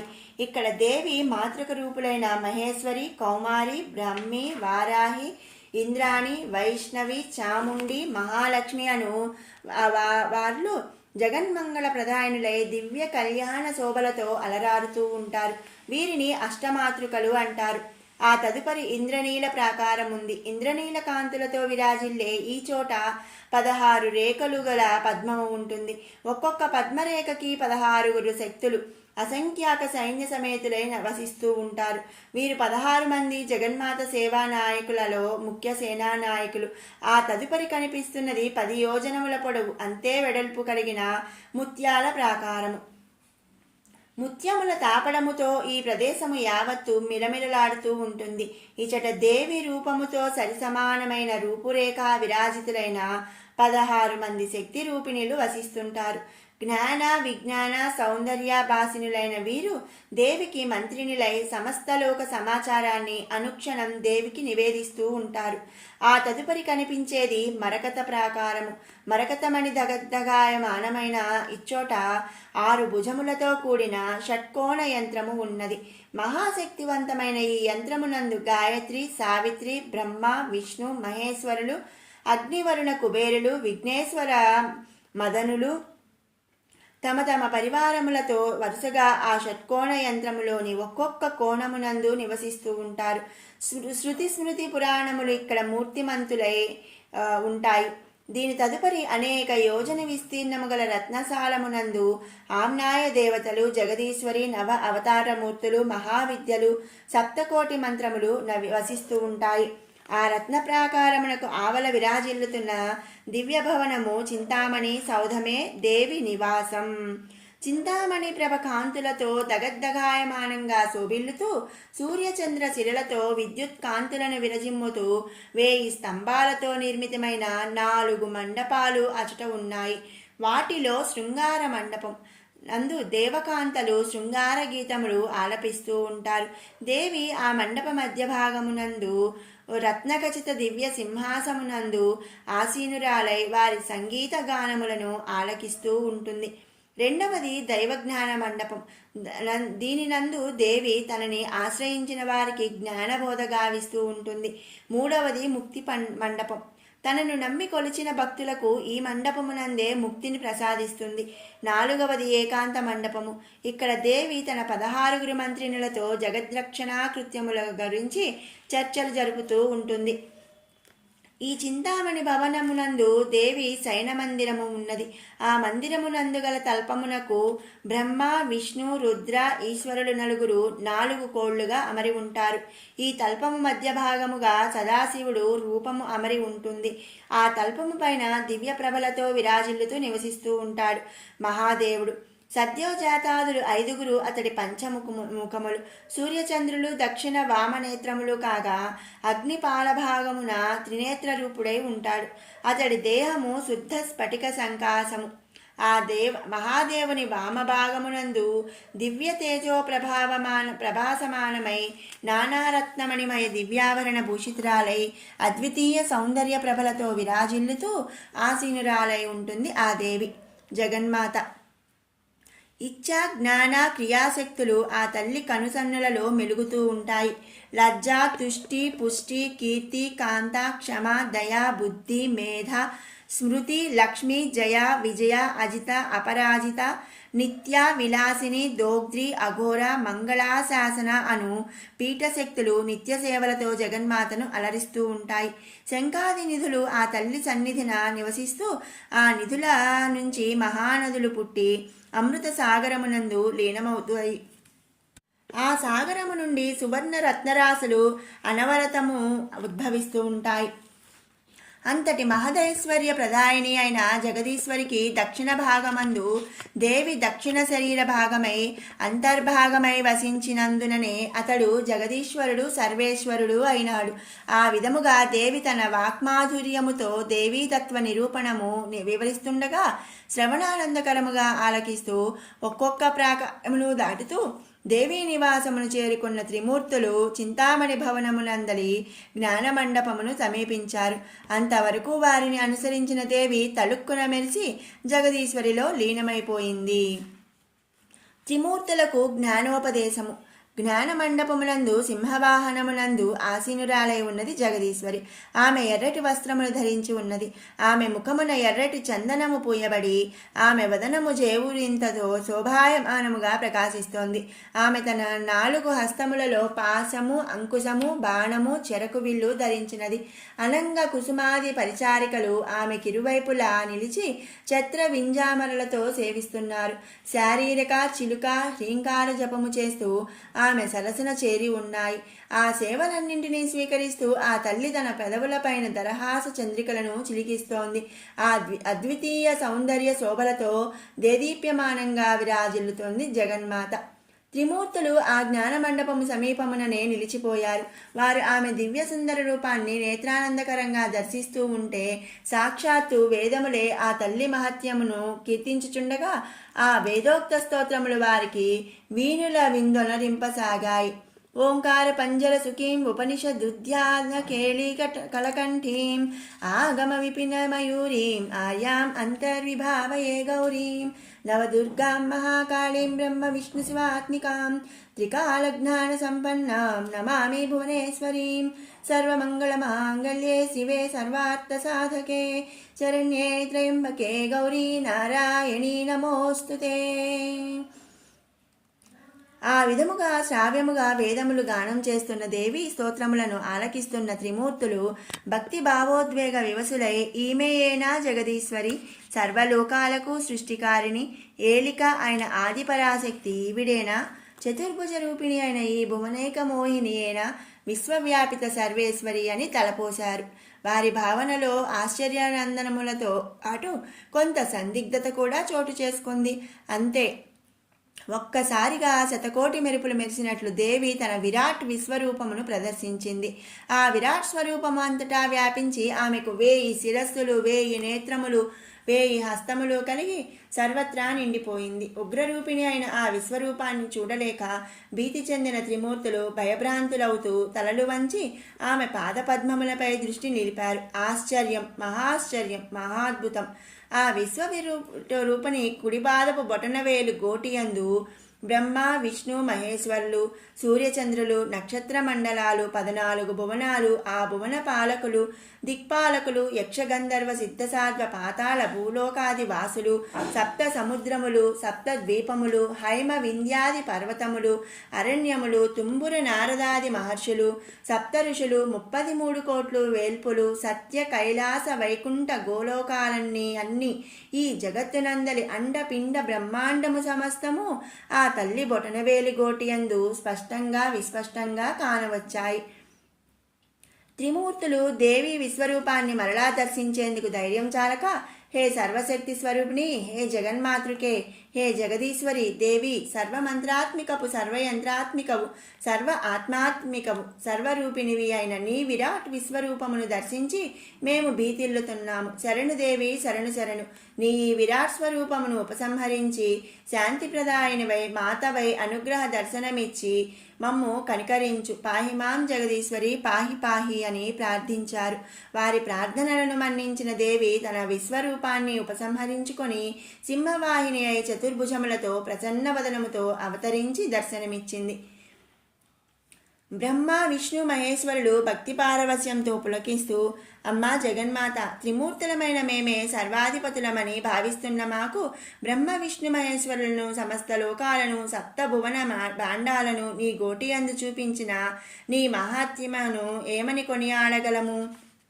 తల్లి, శక్తి స్వరూపిణివి, విద్య, అవిద్య, కీర్తి, గాయత్రి, ప్రకృతి, పురుషుడు, ఆత్మ, పరమాత్మ సర్వము నీవేయని, సమస్తము నీయందే ఇమిడి ఉన్నాయని ప్రత్యక్షంగా చూపి మా భ్రమలను, భ్రాంతులను తొలగించి మా అహంకారాన్ని పటాపంచలు గావించావు. జగదీశ్వరి, మేము నిమిత్త మాత్రులమని, నీ సేవకులమని ఇప్పటికీ గ్రహించాము. ఇక మా విహిత కర్తవ్యమును ఉపదేశించి కృతార్థులను చేయి మాత అని ప్రార్థించారు. త్రిమూర్తుల ప్రార్థనలకు సంతసించి ప్రసన్నరాలైన దేవి ఈ విధముగా కర్తవ్య జ్ఞాన బోధ గావించింది. నాయన్లారా, ఈ జగత్తు ఉంది అనుకుంటే ఉంది, లేదు అనుకుంటే లేదు. అంతా నేనే, అన్నీ నేనే. నా సంకల్పానుసారమే నా అర్ధ శరీరాన్ని పురుషునిగా కల్పించుకున్నాను. నా శక్తి చేతనే అతడు మహాదేవుడయ్యాడు. ఇంతకు ముందు ఎన్నోసార్లు అండపిండ బ్రహ్మాండాలను పునఃసృష్టిని సంకల్పించి నా అంశామూర్తులైన బ్రహ్మ, విష్ణు, మహేశ్వరులను సృజించాను. నా ఇచ్చ చేత సత్వరజ తమోగుణాలు 3 పుట్టాయి. ఈ త్రిగుణములకు ప్రతీకలుగా రజోగుణముతో బ్రహ్మ, సత్వగుణ ప్రధానంగా విష్ణువు, తమోగుణముతో మహేశ్వరుడు అను త్రిమూర్తులైన ముగ్గురిని నేనే సృజించాను. ఇందు బ్రహ్మకు సృష్టి, విష్ణువుకు స్థితి, మహేశ్వరునికి లయకార్యములను అనుగ్రహిస్తున్నాను. కానీ నా అంశామూర్తులైన మీరు ముగ్గురు నిమిత్త మాత్రులు. జగదృష్టి, వృద్ధి, క్షయములనే మూడు మీ ద్వారా జరిపించే సూత్రధారిని నేనే. త్రిమూర్తులారా, నా లీలా నాటకములో భాగంగా నేనే అన్ని రూపాలుగా కనిపిస్తున్న పరమావస్థ యందు బ్రహ్మమునైన నేను నిరాకార రూపిణిని. జగత్తును పాలించుటకు త్రిమూర్తులుగా, నవదుర్గలుగా, దేవతలు, దిక్పాలకులు, పశుపక్షాది జంతుజాలముగా, దేవ మానవ దానవాది జీవులుగా, సూర్య చంద్రులుగా, గ్రహ తారకులుగా నేనే ఆయా రూపాలలో అవతరిస్తూ ఉంటాను. నా శక్తి చేరిక చేతనే ఇవన్నీ జీవముతో చైతన్యవంతములై చరిస్తూ ఉంటాయి. అగ్నిలో వేడిని, సూర్యునిలోని తేజస్సుని, చంద్రునిలోని చల్లదనాన్ని నేనే.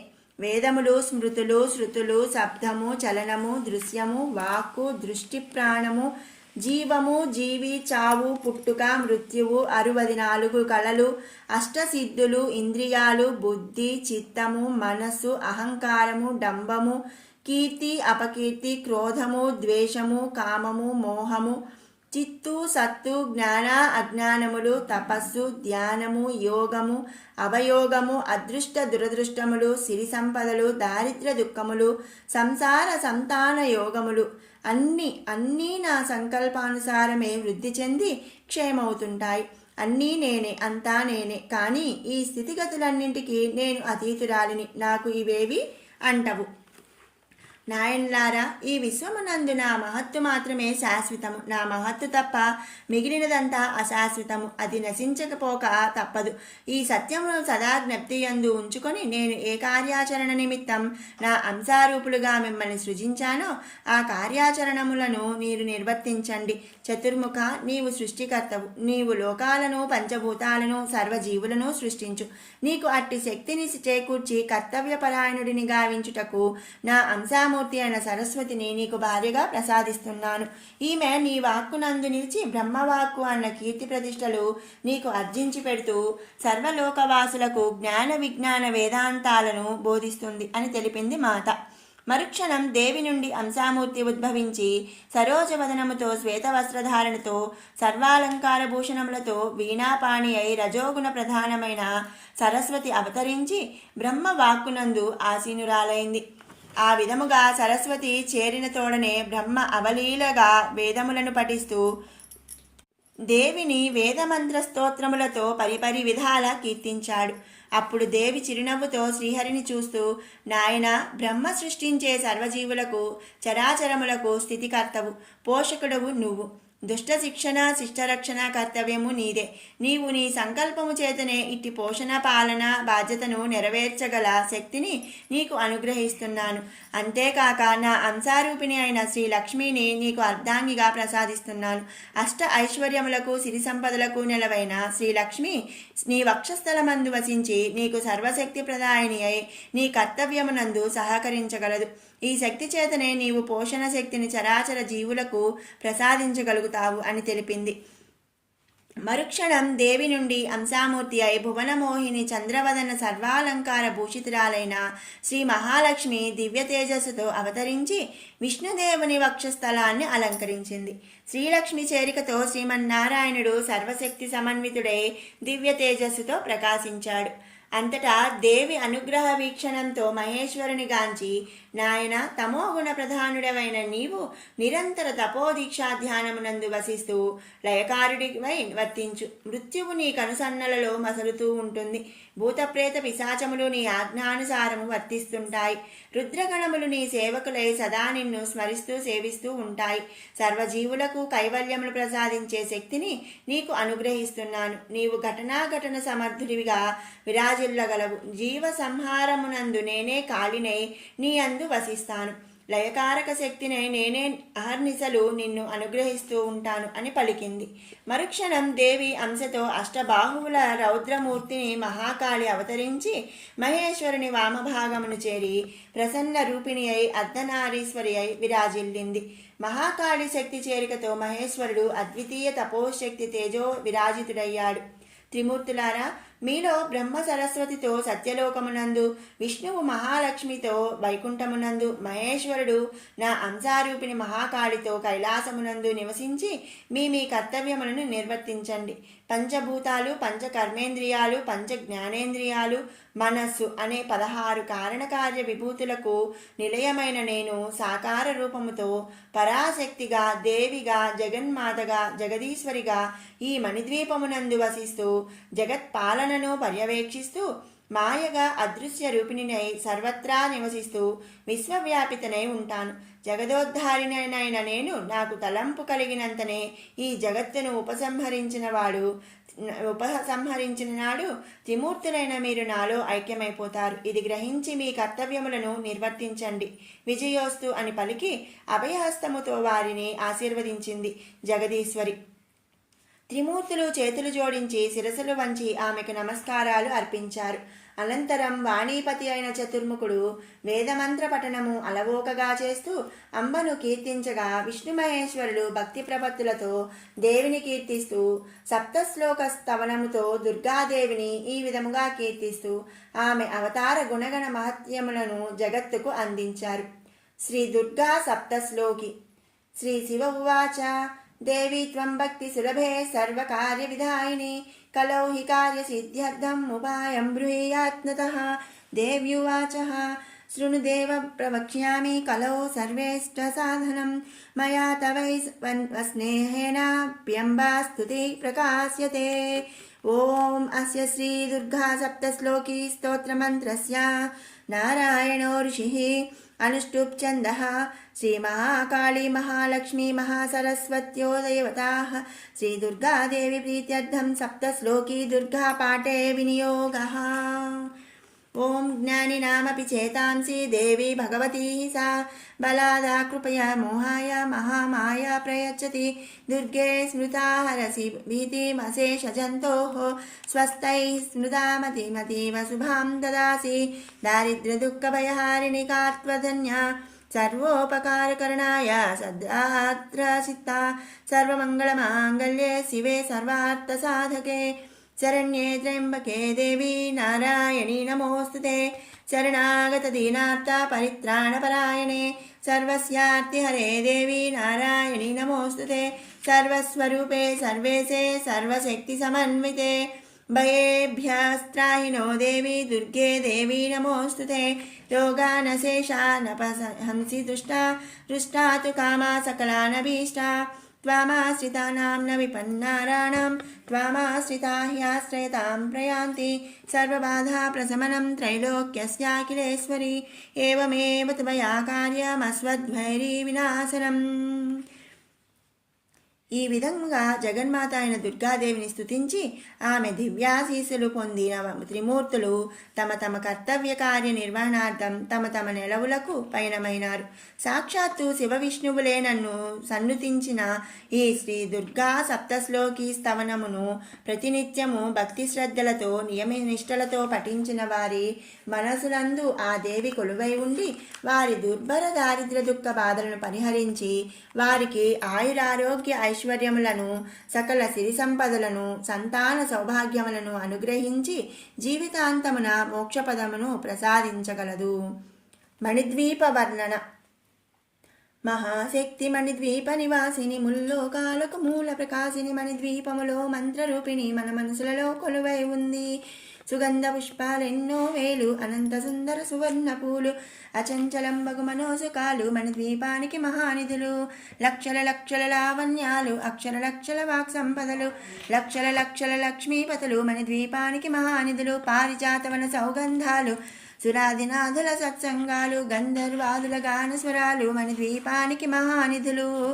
భువనేశ్వరి సంకల్పమే జనించే మణిద్వీపము దేవదేవుల నివాసము అదే కైవల్యము.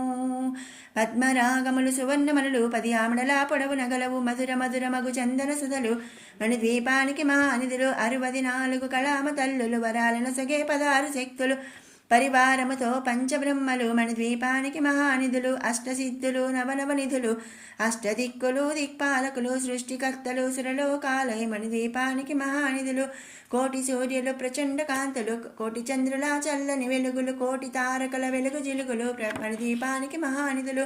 కంచి గోడల ప్రాకారాలు, రాగి గోడల చతురస్రాలు, ఏడామడల రత్నరాసులు మణిద్వీపానికి మహానిధులు. పంచామృతమై సరోవరాలు, పంచలోహమై ప్రాకారాలు, ప్రపంచమేలే ప్రజాధిపతులు మణిద్వీపానికి మహానిధులు. ఇంద్రనీలమణి ఆభరణాలు, వజ్రపు కోటలు వైఢూర్యాలు, పుష్యరాగమణి ప్రాకారాలు మణిద్వీపానికి మహానిధులు. సప్తకోటి ఘన మంత్ర విద్యలు, సర్వశుభప్రద ఇచ్ఛాశక్తులు, శ్రీ గాయత్రి జ్ఞానశక్తులు మణిద్వీపానికి మహానిధులు. మిలమిలలాడే ముత్యపు రాసులు, తలతలలాడే చంద్రకాంతములు, విద్యుల్లతలు మరకతమణులు మణిద్వీపానికి మహానిధులు. కుబేర ఇంద్ర వరుణ దేవులు, శుభాలనసగే అగ్నివాయువులు, భూమి గణపతి పరివారములు మణిద్వీపానికి మహానిధులు. భక్తి జ్ఞాన వైరాగ్య సిద్ధులు, పంచభూతములు పంచశక్తులు, సప్తఋషులు నవగ్రహాలు మణిద్వీపానికి మహానిధులు. కస్తూరి మల్లిక కుందవనాలు, సూర్యకాంతి శిల మహాగృహాలు, 6 ఋతువులు చతుర్వేదాలు మణిద్వీపానికి మహానిధులు. మంత్రిని దండిని శక్తి సేనలు, కాళికరాలి సేనాపతులు, 32 మహాశక్తులు మణిద్వీపానికి మహానిధులు. సువర్ణ రజిత సుందరగిరులు, అనంతదేవి పరిచారికలు, గోమేధికమణి నిర్మిత గుహలు మణిద్వీపానికి మహానిధులు. సప్త సముద్రములనంత నిధులు, యక్ష కిన్నెర కింపురుషాదులు, నానా జగములు నదీ నదములు మణిద్వీపానికి మహానిధులు. మానవ మాధవ దేవగణములు, కామధేనువు కల్పతరువులు, సృష్టి స్థితి లయ కారణమూర్తులు మణిద్వీపానికి మహానిధులు. కోటి ప్రకృతుల సౌందర్యాలు, సకల వేదములు ఉపనిషత్తులు, 16 రేకుల పద్మశక్తులు మణిద్వీపానికి మహానిధులు. దివ్య ఫలముల దివ్యాస్త్రములు, దివ్య పురుషులు ధీరమాతలు, దివ్య జగములు దివ్య శక్తులు మణిద్వీపానికి మహానిధులు. శ్రీ విఘ్నేశ్వర కుమారస్వాములు, జ్ఞానముక్తి ఏకాంత భవనములు మణి నిర్మితమగు మండపాలు మణిద్వీపానికి మహానిధులు. పంచభూతములు యజమాన్యాలు, ప్రబాలసాలం అనేక శక్తులు, సంతాన వృక్ష సముదాయాలు మణిద్వీపానికి మహానిధులు. చింతామణులు నవరత్నాలు, నూరామడల వజ్రపురాసులు, వసంతవనములు గరుడ పచ్చలు మణిద్వీపానికి మహానిధులు. దుఃఖము తెలియని దేవీ సేనలు, నటనాట్యాలు సంగీతాలు, ధనకనకాలు పురుషార్థాలు మణిద్వీపానికి మహానిధులు. 14 లోకాలన్నిటిపైన సర్వలోకమనులోకము గలదు, సర్వలోకమే ఈ మణిద్వీపం.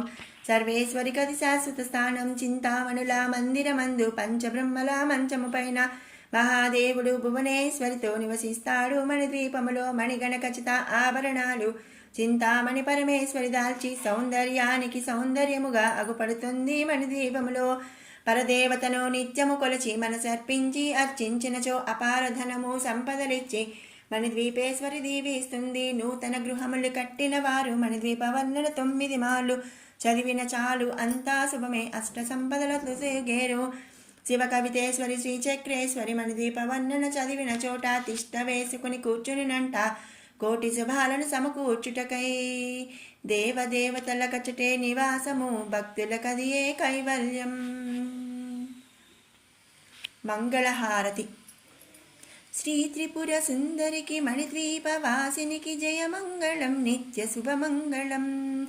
ఓంకార రూపిణికి హ్రీంకార వాసినికి, శ్రీ బీజవాహినికి జయమంగళం, నిత్య శుభమంగళం. ఆపదలు బాపేటి సంపదలను సగేటి శ్రీనగర వాసినికి జయమంగళం, నిత్య శుభమంగళం. వేదాలు నాదాలు శిరసుంచి మొక్కేటి శ్రీరత్న సింహాసినికి జయమంగళం, నిత్య శుభమంగళం. ఆ విధంగా జగన్మాతనికి